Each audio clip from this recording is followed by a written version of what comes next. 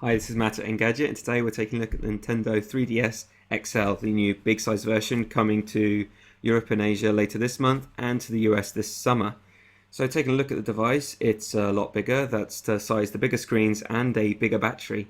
Now it's obviously backwards compatible with 3DS games, but it's also compatible with the original DS titles. Those screens are now huge. There's a 4.8 and 4.2 inch screens. In fact, they're about 1.8 times as big as the preceding 3DS. The SD card's also got a bump up. In the box, you'll now find a 4 GB card compared to the 2 GB version found in the last one. You'll see the stylus has also been moved now to the side, which makes a lot more sense. Although this time it's made out of plastic, which is a bit of a shame when it came with chrome in the last one. Taking a tour of the rest of the device, on the back edge there you have the right trigger, the charging slot, the slot for the gaming cartridge. There we go, there's a bit of Street Fighter, an IR blaster, and then the final trigger button, the L trigger there on the end. Taking a move around to the other side, you'll see there that's the volume switch, which is actually, you often do catch it when you're playing with it, although it was similarly obtrusive in the last one. And on that bottom edge, you've got the slot for the headphones, and on that final edge, you'll have both the 3D rocker and the switch to turn on Wi-Fi. The two cameras blasting out the back do the 3D, while there's also a front-facing camera inside. And there we go, it's on. Let's take a look at the controllers inside there. Again, nigh on identical to the 3DS, which means, yep, there's no secondary circle pad, I'm afraid. The circle pad that is here is still very nice and tactile. It's got a matte finish like the rest of the console, and generally the whole thing is just looking a lot more classy now. The curved corners fit our palms better, and you'll be forgiven for us saying that with the screen and the bigger battery, it is a fair bit weightier. But we can't complain that it feels so much better in our hands to play with. Those bigger screens also mean the 3D effect is just, it pervades so much more. It's more immersive. It just doesn't make our eyes ache so much, which is a very good sign, I guess. Unfortunately, because it's a bigger size but at the same resolution, there's a fair few jaggies. You'll notice it particularly on fonts. And Nintendo made the bizarre request that we weren't allowed to take close-up shots of the screen.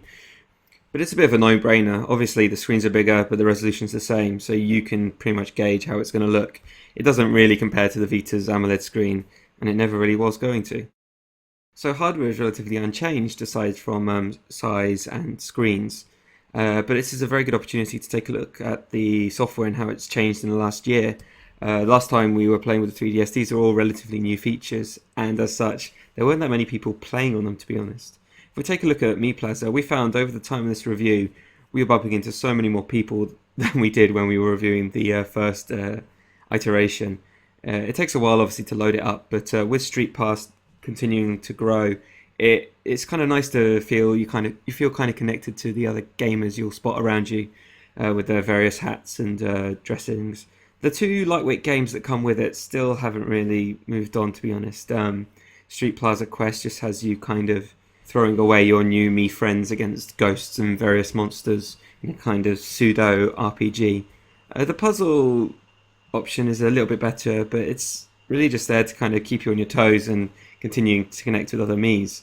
Likewise, other things that haven't really changed so much are the augmented reality games, so we're going to skip over them here. You can take a look at our 3DS review for what we thought of that. But let's take a look at the shop and see what you're now able to buy from Nintendo.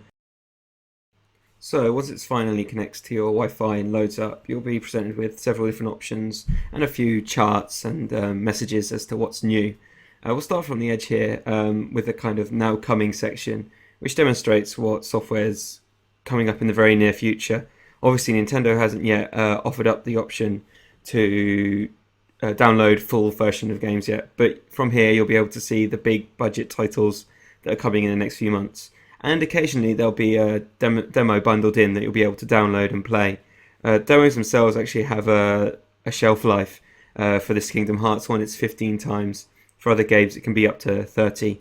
So it's worth keeping an eye on that, and you'll soon find, if you really like the game that much, you might want to switch over to a purchase.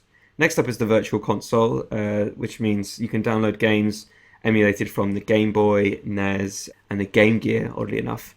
Who thought that day would come? The games here are relatively cheap, and you're getting the full VAT version here. It's played in an emulator as well, so if you've ever toyed with other emulators before, you'll like the ability to save instantaneously in any stage of the game. We've been playing through a few here, and yeah, it works pretty well. Obviously, the digital controllers also lend themselves well to that kind of gameplay compared to just the touchscreen format. Sadly, there isn't that much else to report from the other categories there. We didn't find that much of note in the likes of DSiWare, nor were we that interested in downloading videos to watch. Although there are a few titles worth checking out. Cut the Rope is there, which obviously makes sense given the stylus gameplay you're able to do on the 3DS XL.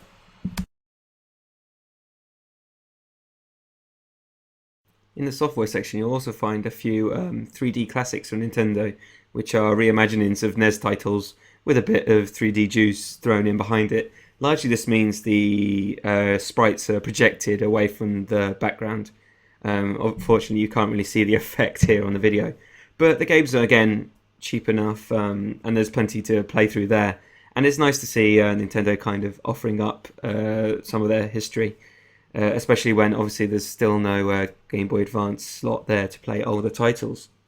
Moving back to the home screen here, you can find a Nintendo letterbox for sending messages to friends you've exchanged your Nintendo pin with. There's a movie player, and there's a few free apps that we've already installed, including some games. These are all generally parked on the right edge of the screen once you've installed them. In the middle is the internet browser, which is just about as underwhelming as it was when we first played with it. It seems game console makers just can't really make a nifty browser in the handheld. The PlayStation Vita had a similarly poor experience, and as you can see, the XL has issues passing. Once it has downloaded, it's pretty easy to navigate up and down. You can use the digital controllers alongside the touchscreen itself, but yeah, you'll be waiting around a fair bit for it to load. Now, if you thought the size was an issue, it's worth mentioning that the XL, while obviously bigger than the 3DS, is of a comparatively same size to the PlayStation Vita. The Vita's obviously got a 5-inch screen, so that's about comparable to the main screen on the 3DS. And folded up into its clamshell, you'll find it's generally about the same size, if possibly a little weightier. The 3DS XL is the 3D dual screen wrapped up in a better hardware solution. The bigger size means the 3D effect has a larger sweet spot, it's more immersive, it's richer, while the improved battery life is a very welcome addition. We found, as long as we turned off the 3D mode, we were getting several more hours than we did on its predecessor. The console is launching by the end of July in Europe and Asia, and is set to come to the US next month. You can check out our full review at engadget.com. Thanks for watching.